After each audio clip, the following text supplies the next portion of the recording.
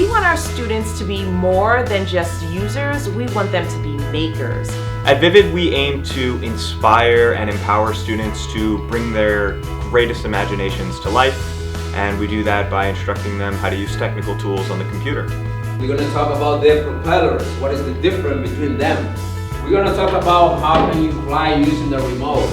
A memorable moment that I've had while working here at Vivid was the first time that I ever stepped foot into a classroom. It was a drones class. It was so amazing to see them flying drones across the room and landing them in baskets, and everybody was yelling and screaming, and it was so nice to see the energy and how excited they were.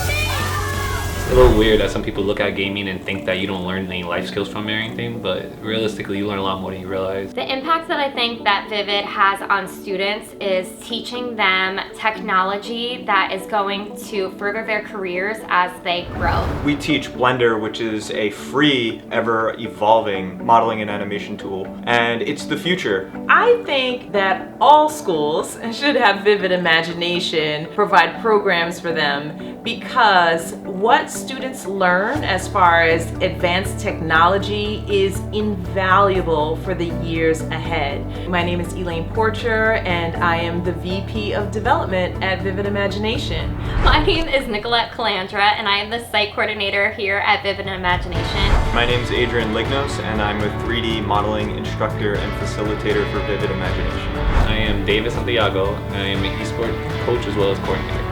My name is Bob Hanna. I'm a 3D modeling facilitator at Vivid Imagination. I learned 3D modeling when I was in college. For the students to learn it at that age, they're gonna get a huge head start.